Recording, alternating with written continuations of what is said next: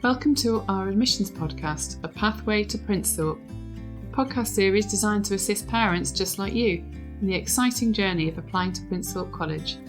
Throughout this series, we'll delve into the admissions process, explore everything from understanding our school's ethos to practical tips for preparing your child for our entrance exams and beyond.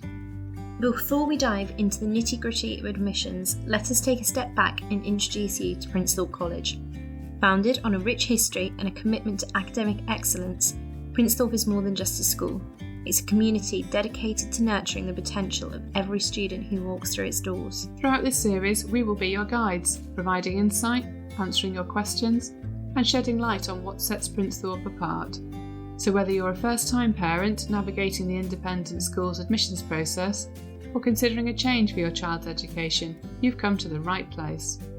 So, sit back, relax, and join us as we embark on this journey. Let's navigate the admissions pathway to Princethorpe together. Hello and welcome to this week's podcast of A Pathway to Princethorpe. This week we're going to be playing for you a recording of our Q&A session which we had recently for all prospective parents. It was an online session and it included a whole presentation from Mr. Toit, the Headmaster, Mr. Spencer, the Deputy Head Academic, and me, Catherine Rodgers, the Registrar. We also had some individual questions that were emailed in before the event, so if you missed it, here's your opportunity to catch up. If you want to see the video, we will also be able to send you the link. So do get in touch, admissions@princethorpe.co.uk. Sit back, relax, and enjoy hearing all about the pathway to Princethorpe. Good evening, ladies and gentlemen. It is absolutely my delight to welcome you to our Q&A tonight, hopefully giving you a bit more insight into admissions. I know that as families, you are pretty much in the midst of now making those decisions, getting ready for entrance exams and everything else. And hopefully tonight, having this opportunity to listen to us from Princethorpe gives you a bit more clarity of what comes down the line. Tonight with me, you will notice that it's me. I'm Toit, Headmaster. Those of you who have not met me, I've been at the school now for almost 2 years. I was down in London before that. Loving my time up here. Absolutely brilliant school. Would love to meet you. So you're going to hear that a lot tonight. Come and meet us and come and say hello when you're on site.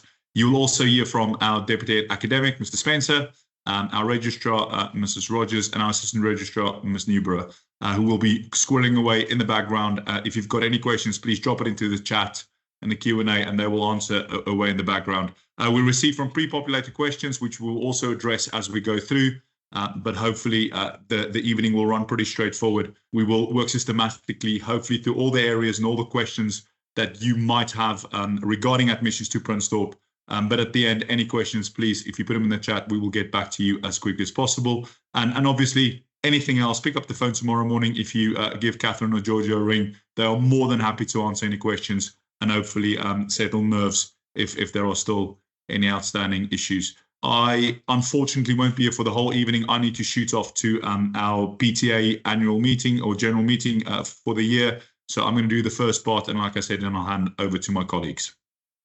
So I want to start with, obviously, the ISI inspection 2022. So we're kind of waiting for them to come again. Inspections, exams, results, all those kind of things, they are a measure. And they're an important measure because they tell us from external verifiers how we are doing as a school. And our ISI inspection was excellent. Our academic achievements, personal development, excellent in both areas. And that for us is a great kind of kite mark from the outside saying what you are doing is good. Mr. Spencer will talk about exam results. Again, we are very happy with them, and they are a measure of something we do in school. However, never tells the full story. And I think that is the key thing I want to say tonight is when you start looking at schools, when you look at us at Princethorpe, reading the literature, nothing replaces coming onto site and coming to visit us. We have an open day on Sunday afternoon, and when you come and walk the site and you speak to staff and you speak to students and you get to feel the atmosphere, I always say that you are going to struggle to find a bad school. And in the end, it is about the right school, the school that suits your child, that atmosphere in the corridors, how they interact with the staff, with the prefects, with the pupils, leading the tours, just having those conversations. You will know where your child fits in. You might have heard me saying this before. It doesn't matter where your child goes as long as they are happy. And that's the key consideration. And our job tonight is to tell you what Princethorpe is about. We're a great school. We've got the external verification to say that, but I need you to come and experience that to see what I mean when we say that. And hopefully you start making up your own mind, drawing your own picture, building your own puzzle about what Princethorpe is and how your child will fit into that. I think the number one consideration when you look at a school is its ethos. What does the school stand for? What does it stand on? And we are a Catholic school, and that sentence at the bottom, ours is a spirit of family.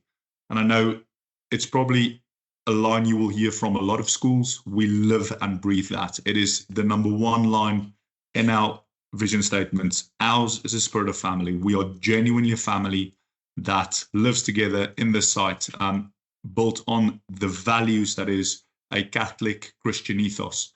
And just to address that, we're a Catholic school, but only about 30% of our pupils and staff are practicing Catholics. We had our first whole school mass today to start the term off. Some of our pupils went forward, received mass, others just received the blessing. We accommodate all faiths and none. But again, it comes down to that ethos, that value-driven education that we believe on. Education that is within a spirit of family.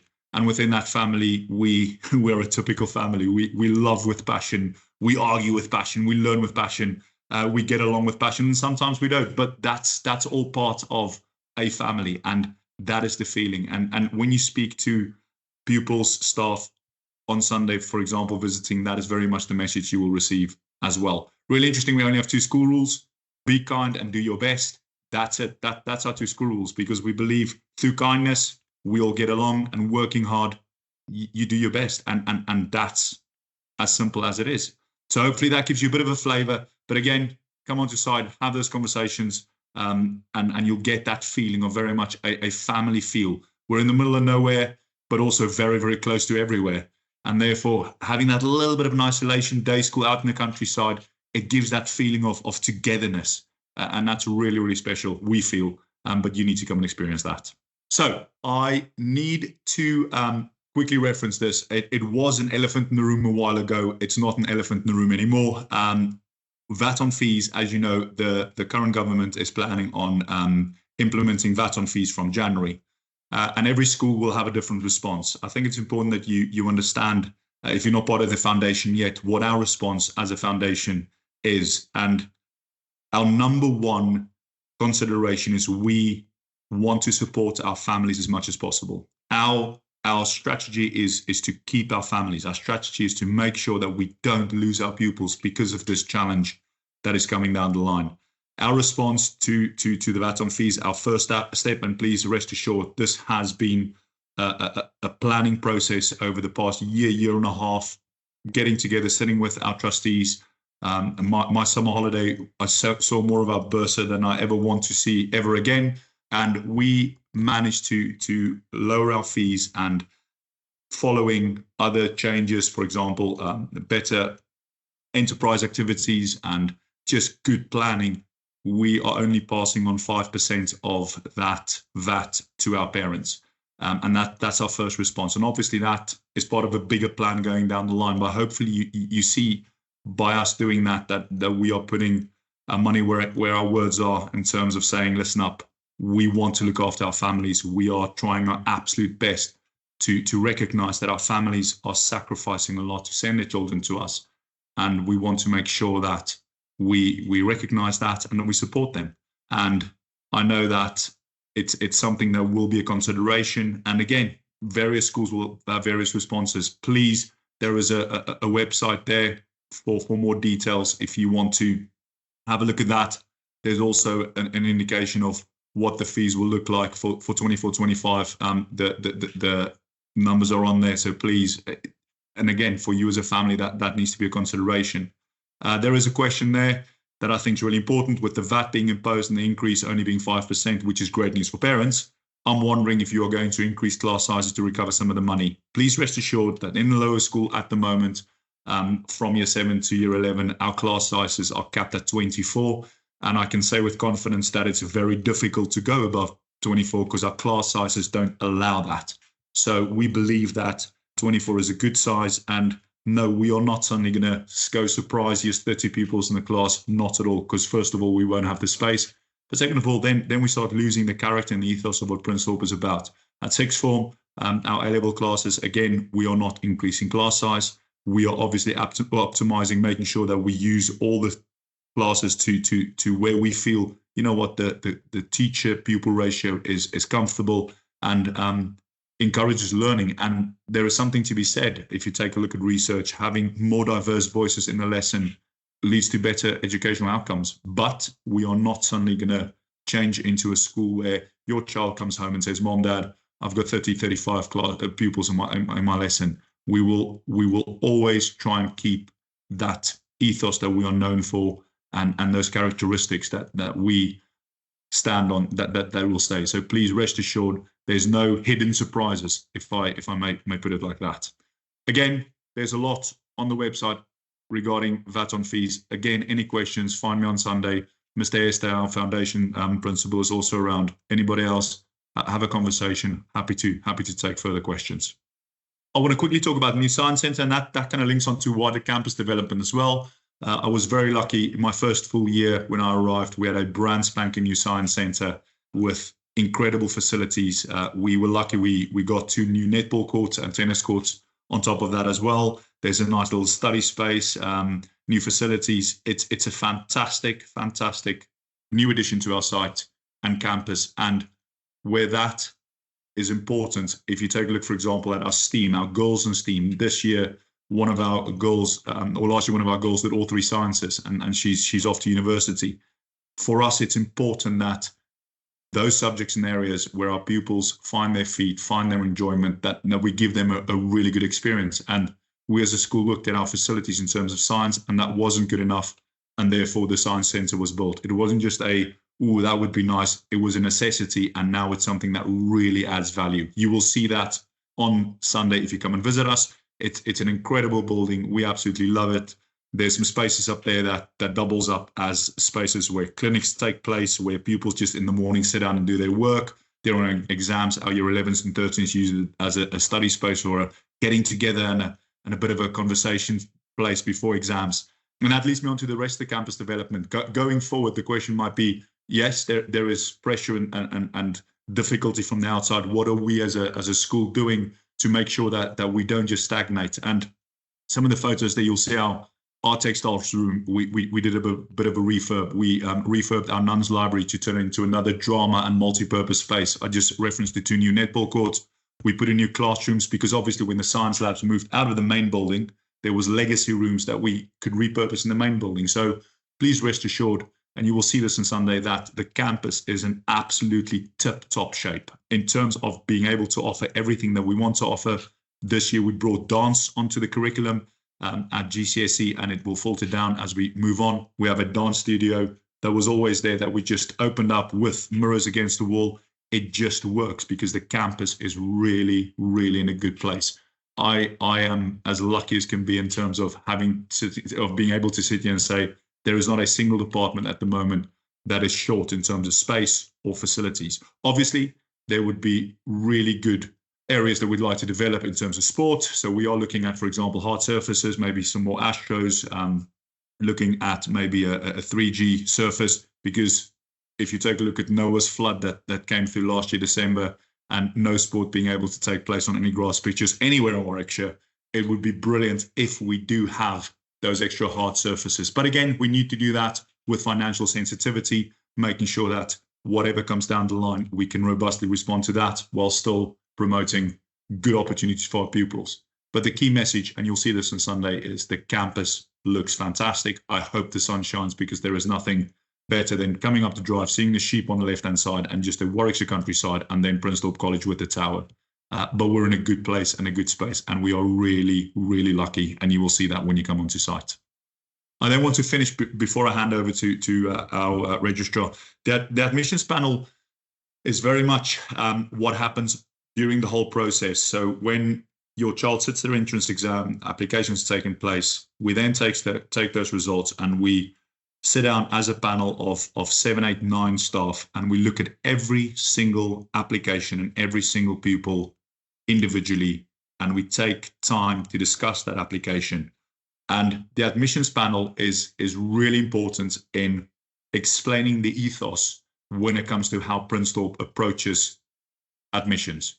We sit there as a panel and we look at the references, results.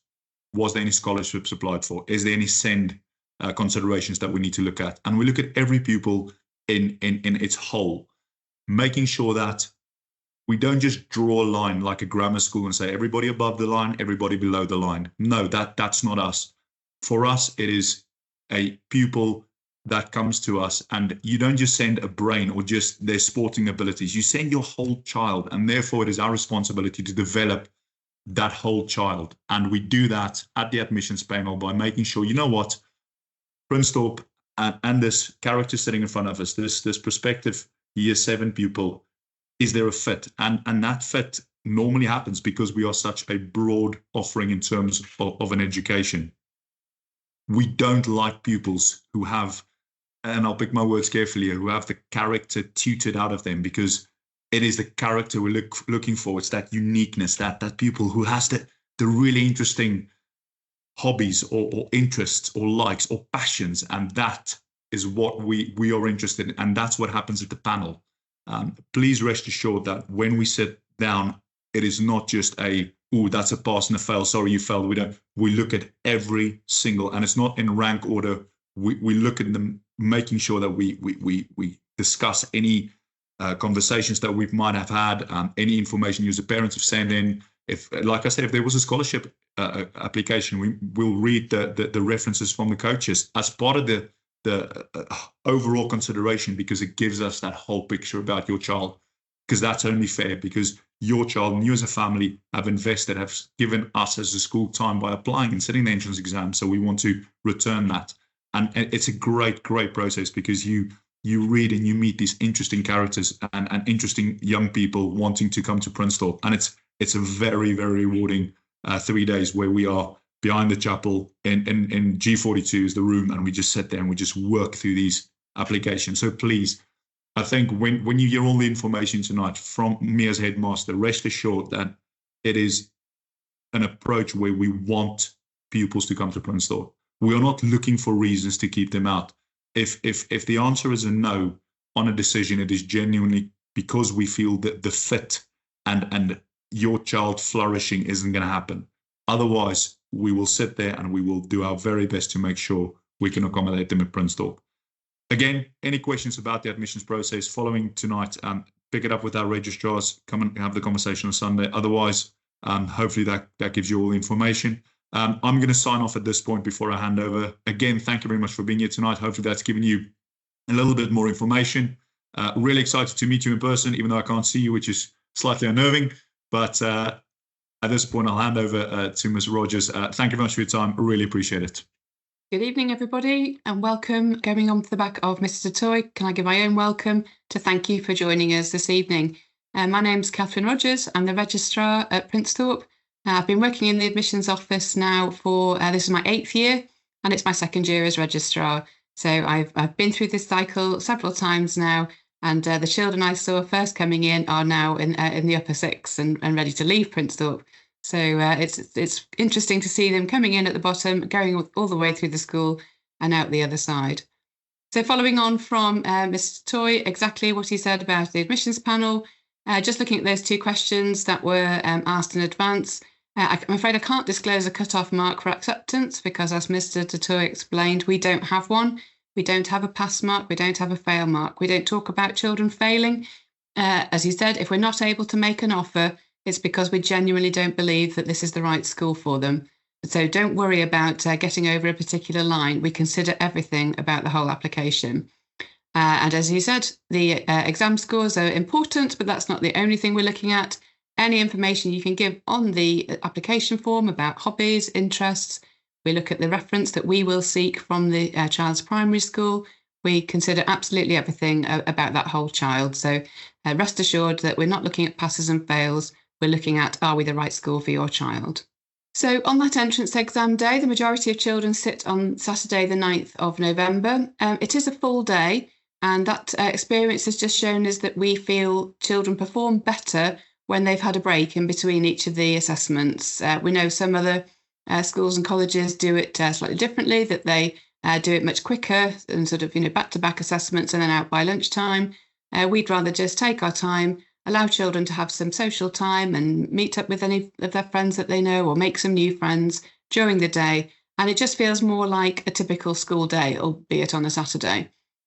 So we will have all of the information will be sent to you in advance of the entrance exams. You don't need to remember it from this evening, but just to go over how it looks. The children will be coming into school ready to be dropped off at about 9 o'clock. They'll come into our school refectory, which is our college dining room, and we will be ready just to register them and tick them off the sheets that we make sure we're expecting everybody. They'll be allocated different groups, and that will be a coloured group. So your child might be in the red group or the blue group or the green group, and they'll be given a coloured card to instruct which colour group they are in for the day, and they'll stay with that same group. They are allocated more or less alphabetically. So it might be that your child's not in the same coloured group as perhaps their special friend from primary school. Please don't worry about that. They will be very much encouraged to make friends with their group during the day, and they may well see their other friends that they do know at the break or lunchtime and still get a chance to see them. So they're around about 20 or smaller in a group, so similar to a sort of class size, and they're looked after by a teacher and a sixth former that will take them through the day. They do their exams in a normal classroom. They're not all sitting at individual desks in the sports hall. We know that some parents are concerned about that. Absolutely not. Just like a normal day in a normal classroom. They'll go off to their classroom. They will do one of the assessments. I'm afraid we can't tell you exactly which order they will sit them in because it's on a kind of carousel rotation throughout the day. But during the day, they will do their English assessment, which is an hour, and that's handwritten. Unless there are any additional learning needs that have been agreed in advance. They'll do a maths paper, and that's an hour, again, handwritten. There'll be a free writing paper, that's for year 7 and 8. That takes about 45 or 50 minutes. We will then, during the free writing, give them some particular topics to talk about, write about during that. So there's nothing particularly to prepare for that paper, as long as they've got the idea of writing about something against a time schedule. And then, as well as the written papers, we also have our online chem test, which is the verbal and non-verbal reasoning assessment, and that takes about 50 minutes. And they'll be taken to a computer room to do that assessment because, as I say, that's online. Unless you're applying for year 10, if you're applying for a year 10 place, that is a paper verbal and non-verbal reasoning test, but for year 7 to 9 places, it's done online. I mentioned the free writing is for year 7 and 8. For years 9 and 10 entry, they don't do the free writing. They will do a language assessment, either French or Spanish, at the same time. So everybody does English, maths, and some form of reasoning paper. And the younger ones do free writing, and the older ones do a language paper. So, as we said, there'll be a break between each assessment. They'll have the chance to have one of our legendary Princethorpe cookies, have a bit of a run around outside. We will provide a hot lunch, a choice of lunch, and the chance to meet up with their new friends or meet with some old ones and get some fresh air. And we just have felt that, in our experience, that brings the best out of the children and they perform at their very best. So some parents ask us how can they best prepare the child for the exams. As Mr. Toit says, we don't expect any to have any additional tutoring. We know some children may well do if they're sitting other entrance exams for other schools, but it's not something at all that we insist upon or feel is necessary. We all just ask the children to just try their very best. You will find a sample English paper on our website. You can download that. There's one for year 7 and 8 and a separate one for year 9 and 10. You'll also be able to download our admissions and entrance exam booklet, and that has full information about each year group, all of the sorts of things that will be expected on the exam papers in more detail, and a whole list of the maths topics that might be covered for each year group. We don't have a sample maths paper because it was found in the past that the children were just practicing the topics that were on the sample paper, when actually there's a much wider range of topics that could be covered. So just have a look at that admissions booklet and you'll find everything listed in there. If you want to do more than that, you can use the Bond 11 Plus practice for year 7 entry, and they do a 12 plus and a 13 plus. You can get them online, you can get them on Amazon or at high street bookshops. And they do maths and verbal reasoning, non-verbal reasoning books if you want to have a practice. But I say absolutely not something that we feel is hugely necessary. But if you want to just give your child a little bit of sort of extra confidence, then those are the sorts of resources that you could use. For the online verbal and non-verbal reasoning assessment, there is a sort of familiarisation test. You can find that on the website as well in the entrance exam section. You just click on the link and it will show you as 10 or 12 questions. It looks exactly like the real chem test does on the day. It's obviously just a bit shorter, that the real one will have more questions in it. But it gives the children the concept of using a mouse on the computer and clicking on the answers that they want to give. The majority of that test is multiple choice with a tiny little bit of typing, the odd word or the odd missing number. That's all we would be expecting them to do. For exam technique, as I said earlier, the only thing really possibly you might want to practice is just doing some work against a clock. So you could put a timer on your phone or on the kitchen clock, on the oven timer, and perhaps practice giving your child a topic to write about, perhaps their favourite holiday they've been on, something like that, and just write as much as they can in 45 minutes. We always would suggest that children read through the paper when they first open it. You don't have to answer the questions in the order that they come up in. They will write them on the exam paper. They sort of come in a booklet to write in. They can do the easier ones first and then go back at the end to complete any ones that are more difficult.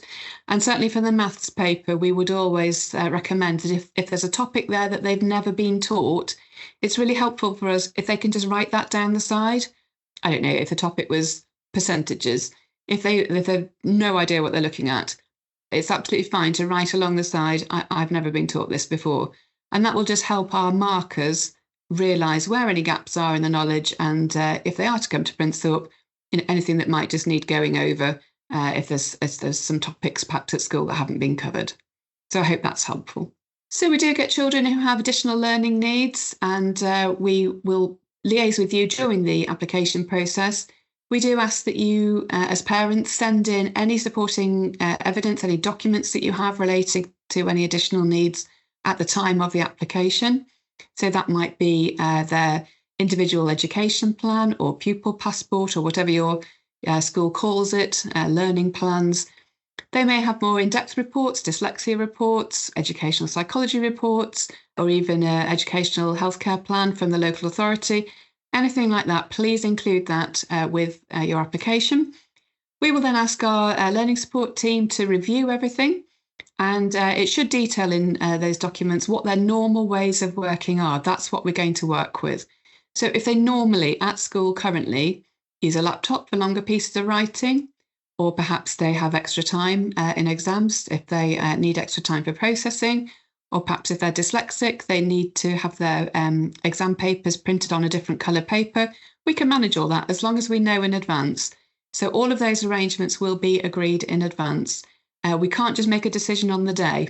It needs to be something that the child is used to using, they're practiced with.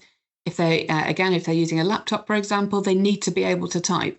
So this needs to be something that they have had plenty of practice doing. The learning support team will either recommend quite straightforward access arrangements, which we will update you with once that has been reviewed. If a child has perhaps more complex needs or multiple different needs, it might be more suitable for you to bring them in and to actually meet with the team in advance of the entrance exam so that they can really go over properly exactly what those multiple needs might look like. And then we will let you know what access arrangements we can provide following that meeting. They will then report to the admissions panel. The head of learning support is part of the admissions panel, and we will be able to decide how much support a child is going to need if they're to come to Princethorpe. Some children do need extra sort of curriculum support, and that is often taken place instead of Latin on the timetable, which Mr. Spencer will give you a little bit more information about shortly. But if it's felt they need more help with literacy or numeracy or both, then that would be recommended, say, instead of Latin on the timetable. We've had a question sent in with how children with additional needs manage that transition period. And really, it's the same for all the children, that once they've had their offer letters are sent out at the end of November, when you receive your offer, you actually have until March to decide whether you want to accept that offer or not. Obviously, if you want to accept sooner than that, great, we will take your application as soon as possible, but you don't have to accept until after the national offer day on the 1st of March. I think our deadline this year is going to be the 4th of March. So a few days grace to make sure that you're making the decision for your family. So once, let's say that sort of period of 3 or 4 months, we will have lots of opportunities for you to come back to Princethorpe with your offer and have another look at us. Come back to some sporting events, some other open events where you can come back and have another trial and have another look round. Once you've decided, hopefully, you want to accept the place at Princethorpe, we have an induction day at the end of June for children to come and find out what house they're going to be in. They find out who their new teachers are going to be, who's going to be in their class. So we work really, really hard to support children, all children, but also those with additional needs. We make sure that we have a really solid pastoral safety net for them, that we really help them to mix, to find their way around. We have buddies waiting for them. We have our huge pastoral team, which will look after them. And so they have that induction day in June. And then just before the beginning of term, right at the beginning of September or the very back end of the holidays, then all the Year 7 children will come in and they will refamiliarise themselves with the campus, again, meet their new classmates, have some different activities to get to know one another again before term starts the following day. Both of those events are set up specifically to help new children settle in. And if they're feeling a little bit wobbly or need extra support or need extra arrangements, we get all of that sorted before the September term starts. So everybody feels comfortable and ready to go at the beginning of term with the rest of the school. So I hope that's reassuring for those with additional needs, but also it really goes for all the children as well. So scholarships and bursaries, this is questions that we do often get asked about. We do have scholarships and bursaries available for application. It's only fair to say that we do get a lot of applications. And so, unfortunately, it's only fair to say that we can't always offer scholarships and bursaries to those who apply for them. The difference between the two is that a scholarship is awarded based on a child's own particular merit. So they're not means tested at all. They are based on whether a child is exceptionally talented in a particular area. So that might be at academic work, in art, or the performing arts or sport. A bursary is a means-tested financial award that's designed to help families on low incomes who would not be able to access Princethorpe College without financial help. They are based on a sliding scale, so a rough sort of ballpark figure is a joint household income of around about £60,000, and then eligibility increases the lower behind £60,000 you are. So the further away from that cut-off point, the higher the eligibility. And there is a separate application form for bursaries. You need to register for entrance exams first, and then we will be able to send you a link to the online bursary application portal. But please do bear in mind that both the application for the entrance exams and the bursary and scholarship applications both need to be in with us by the 27th of September. So if you're interested in applying for a bursary, please do it quickly so that there's plenty of time to get that application in and process it before the entrance exams take place. If you'd like to apply for scholarship, can we just go back to the previous slide? Sorry. There are PDF sort of electronic forms that you can fill in for scholarship applications on our website. You don't need to apply for academic because every child that sits the entrance exams is automatically eligible for an academic award. That is purely based on their entrance exams results. Those who've done really well will get a phone call sort of from kind of the middle of the week following the entrance exams and for the next few days. So if you haven't had a telephone call by the weekend after the entrance exams, it's probably not so likely that we are considering that child for an academic scholarship. But that doesn't mean that they won't be offered a place, far from it. And it also doesn't mean that they might not be awarded a different sort of scholarship. If you want to apply for art, any of the performing arts ones or sport, there is a separate form for you to fill in. Please do complete that and send it through with your application. And for the performing arts and sport ones, we also do require some references. You'll see that at the bottom of the form. The onus is on the parents to please make sure you seek the references and get them sent in to us. Your referees can send them directly to us, or they can send them to you and you forward them on. We don't mind. email is fine, letter is fine, as long as it's sort of quite clear who it's coming from, which child it's referring to, and which scholarship it is that they are applying for. More information is in our entrance and exams booklet and also on the website if you want to look at any of the criteria for these scholarships. Okay, ready to move on now. So in addition, if you've got older children in the school, you might remember that we used to have an all-rounder scholarship. And this was for children who had lots of extracurricular activities and also were able in the academic arena as well. This has changed slightly in the fact that we've opened up the scholarships now to include those performing arts and sports scholarships, which we didn't used to have. So what's slightly different now that changed last year, that you can't now apply in advance for an all-rounder scholarship. We will have a look at the applications, perhaps if they've applied for some other scholarships, or we can see from their application forms or their references that they are clearly very talented in lots of different areas. Then Mr. Toit, the headmaster, may decide to award an all-rounder scholarship, but that is on his discretion. Like I say, it's not something that you need to apply for now. We don't need any portfolios in advance. So just some dates for your diaries. As Mr. Toit mentioned earlier, we have our open afternoon this coming Sunday. That's from 2 till 5. An open campus for you to come and explore. There'll be talks from the headmaster during the afternoon. There'll be refreshments, lots of activities going on, lots of demonstrations of our extracurricular life, our subject areas. Please do come and have a look round. Pre-booking for that has been open. The form will remain open tonight. We will close it tomorrow morning. So if you haven't managed to register before the form closes, please still come. Please still come along. We will just spend 2 minutes just taking your details when you arrive, if you haven't pre-booked, and then you'll be able to join everybody else in having a look around the campus. We'd be delighted to see everybody. If your child is looking for a Year 7 place and hasn't previously been on a taster day with us when they were in Year 5, then you're very welcome to reserve places on our Year 6 taster days. And we've got these on Tuesday the 17th, Thursday the 19th, and Wednesday the 25th of September. Again, you can book online on the visitors section of the admissions page on the website, or if you can't find it, give us a call and we will point you in the right direction. So we've already said 27th of September, the last Friday, is the deadline to get those registration forms completed and the scholarship and bursary applications.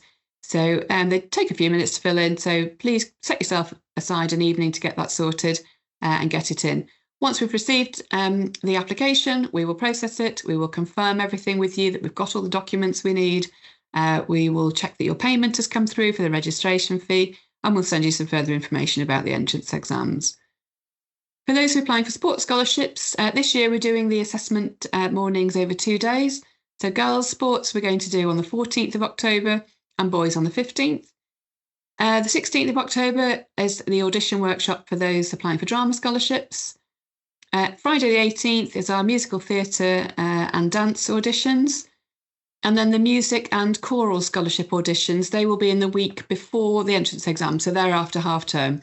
But as soon as you get your application forms in, we will send you further details about all of those. And for those auditions, particularly the music and choral ones, they have like an online booking calendar. So as we get a little bit nearer the time, we'll send you the link to book those.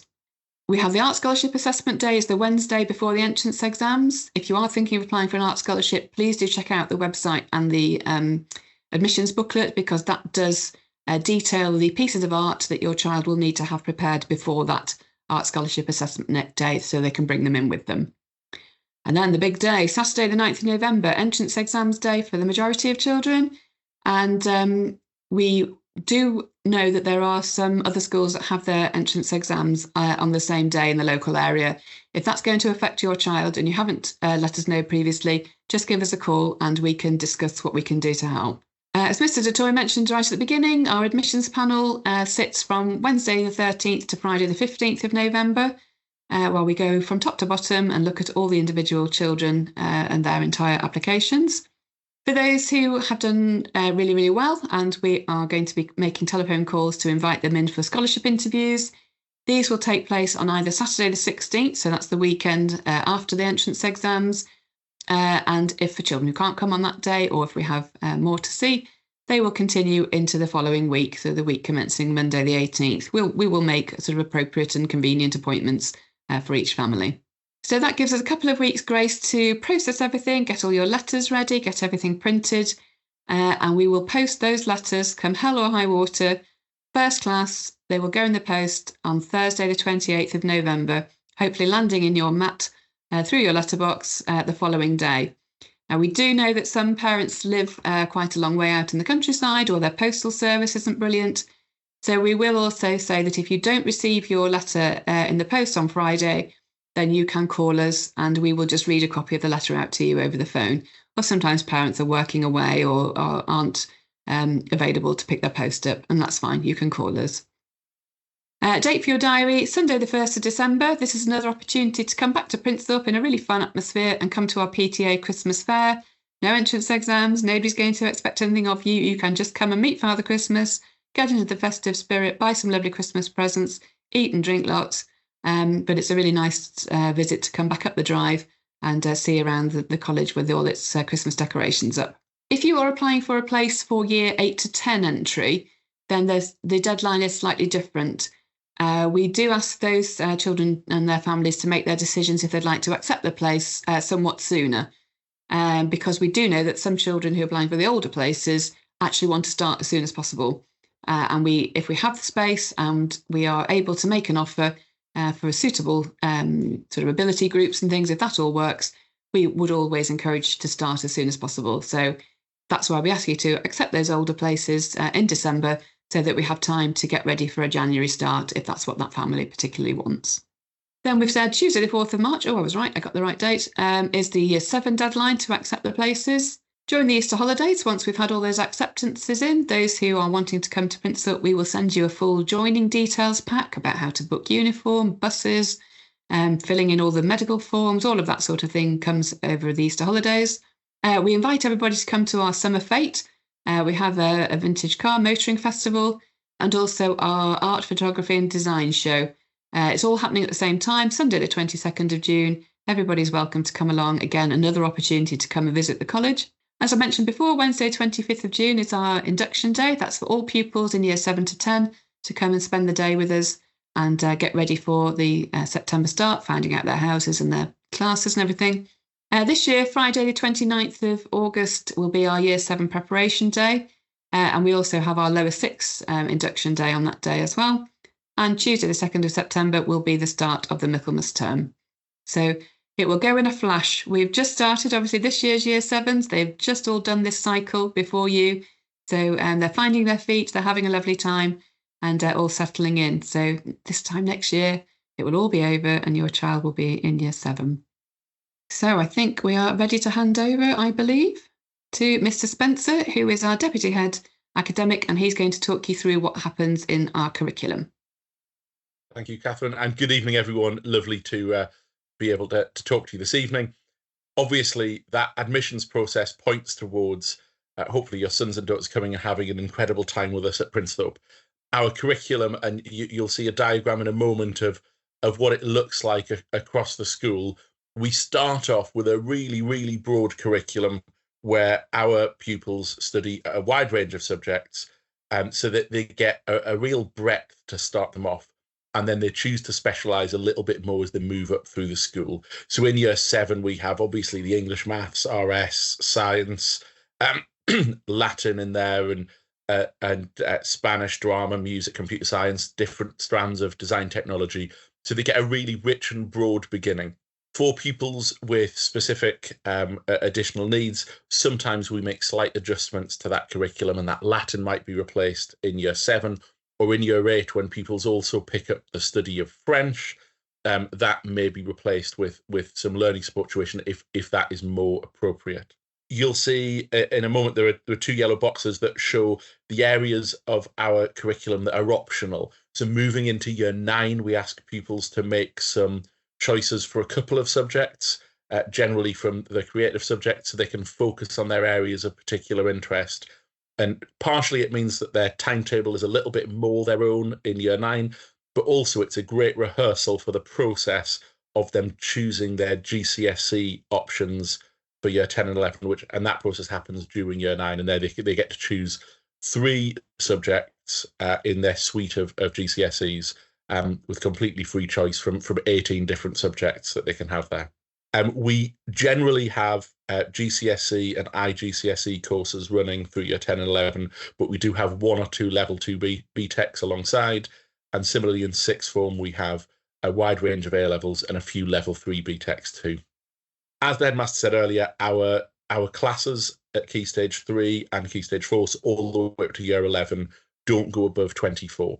They're smaller for practical subjects such as design technology, where we try to keep them no more than 16 for those heavily practical activities. But we think that we've got a good balance between having the benefits of lots of voices in the room to learn from, but also small enough so there's lots of space for teacher attention. We do have some optional subjects at GCSE that we run with significantly smaller classes, because we really want to be able to offer a broad curriculum and allow some of the more niche subjects to continue to run and to thrive, even if numbers aren't as big as they might be in other areas. In sixth form, our classes, we aim to go above 16 very, very infrequently. We have an occasional class that might be 17 or 18, but typically somewhere between 10 and 16 is a typical A-level class.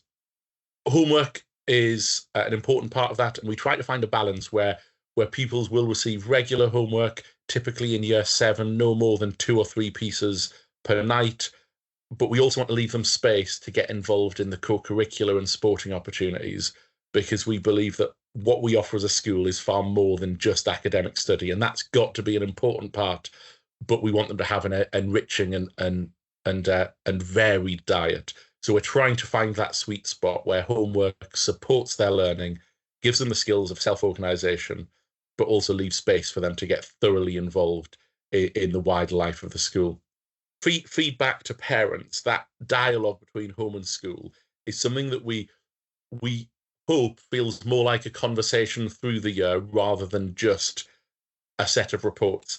But there are 5 timetabled points where there is dialogue between home and school. There will be 3 reports that come home each year electronically. One typically just with some data on some idea of how they're performing. One with some more information, comments from tutor. One with comments from every subject teacher. There'll also be a subject progress evening, typically online, where you have the opportunity to meet with each individual teacher. And we also run a 360 evening where you have the opportunity to sit down in person for a longer appointment with their form tutor to talk about their holistic experience of school, their academic study, but also friendships, co-curricular involvement, and whatever else is pertinent to them as an individual. But we hope that for our parents, they also get the regular smaller bits of communication, the merits, the well done emails, the occasional phone call to perhaps discuss a problem or to highlight something that's come up. So it's really an ongoing dialogue with those fixed points where you get a burst of information. Moving on to look at how our tutoring works, we follow a vertical tutoring model.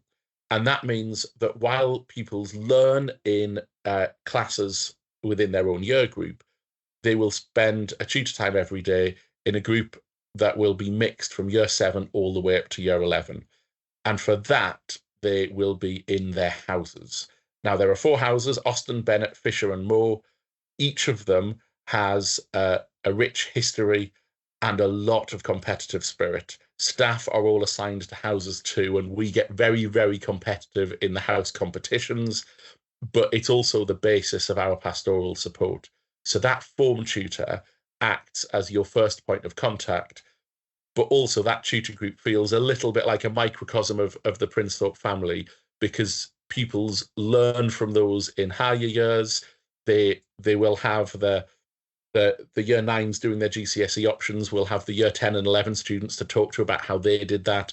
The year 7s will be able to talk to year 8s about, well, did you get lost trying to find this classroom last year, or whatever it was that someone might be struggling with. So there's that real family feel within those tutor groups. And we love seeing how our older pupils then do a great job of nurturing and supporting their classmates in tutor groups.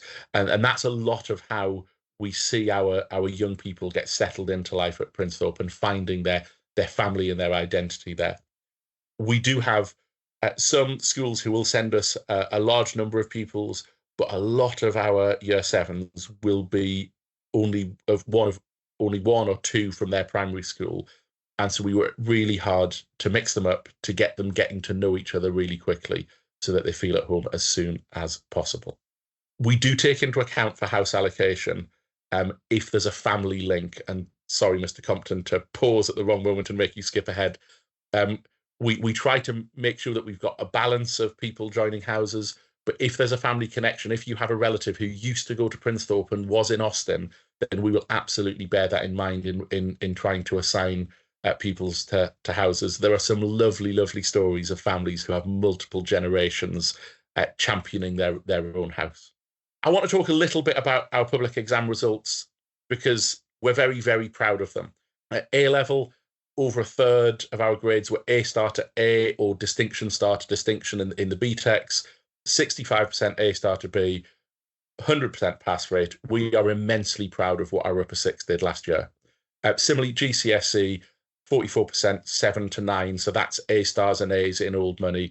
Some absolutely superb results for individuals. But I'm always wary of slides like this because the percentages look pretty, but behind those, there are the narratives of individuals who have achieved absolutely superbly. And we will celebrate the grade 4 that is a real success for people who struggled in that subject with just the same energy that we'll celebrate the grade 9 for someone for whom that's an area of real strength. And so I'm perhaps more proud of the value-added measures that we look at GCSE, which is how far have these pupils come from where they were when they started at school. And we are really proud to say that they make more progress at Princethorpe than you would expect to see nationally. We're incredibly proud of those results. I'm a physics teacher, and so I love numbers and graphs. So I do have a couple of graphs to show you, but I've promised I won't look at them for too long. But there you can see the Princethorpe A-level results against what's been happening nationally. You can see the big hump in the middle of 2020, 21 and 22 where COVID artificially skewed those results. But what I'm really proud of is that gap between our A star to B from what our pupils have achieved against the national picture. We're really proud of what they've done. And the GCSE results, a very similar story. I always love to see that percentage of 7s and above is so high, but really interesting that our 8s and above is above that national 7s and above. It's really interesting to keep an eye on. It's not the be-all and end-all. We're never focused on what the headline is. We're not focused on exams for exams' sake. But I love seeing the statistics that remind me about the number of young people who are leaving with qualifications that they are proud of, and most importantly, that are opening the door for them into new opportunities. We often get asked, well, what do you do to stretch the more able pupils? How do you make sure that they are catered for? And it's something that ISI noted we use the EPQ very effectively in sixth form, and we run project qualifications lower down the school as well for pupils to use to really extend.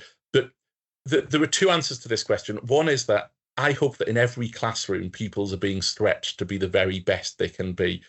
We do use setting in maths from year 7, and then for English in year 9 and science from year 10. But most of the groups lower down the school are very much a mixture of where pupils are starting from. And our teachers are excellent at taking them and really stretching them from wherever they are to get the best out of them.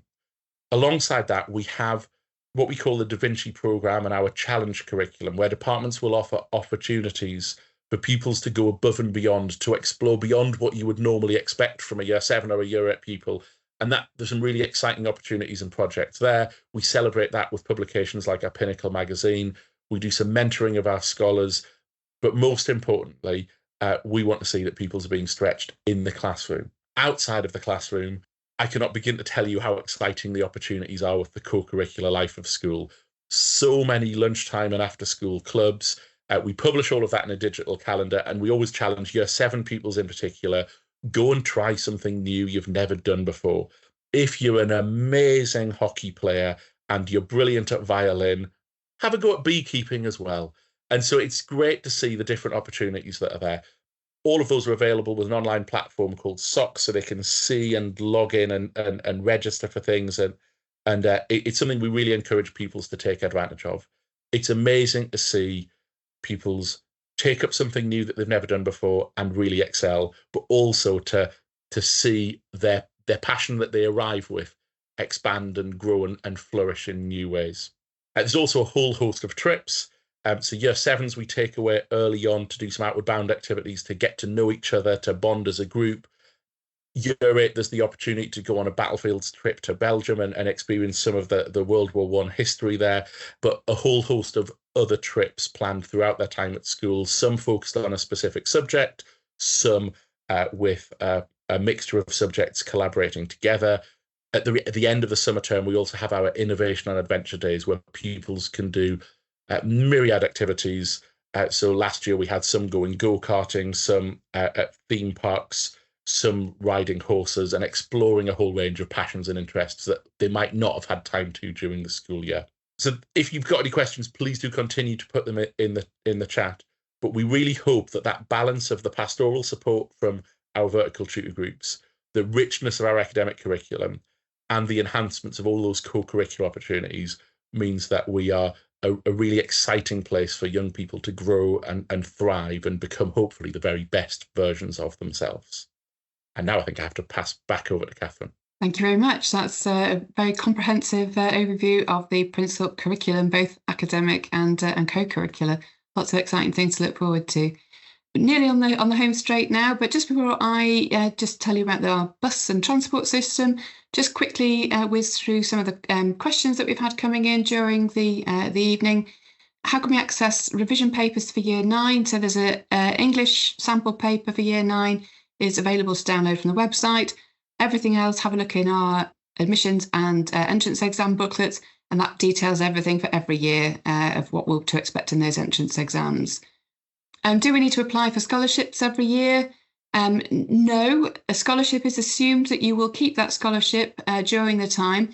Obviously, if somebody applies for a music scholarship and then never turns up to anything musical, a conversation might be had, but it is assumed that they would keep the scholarships that they have at least until the end of Year 11.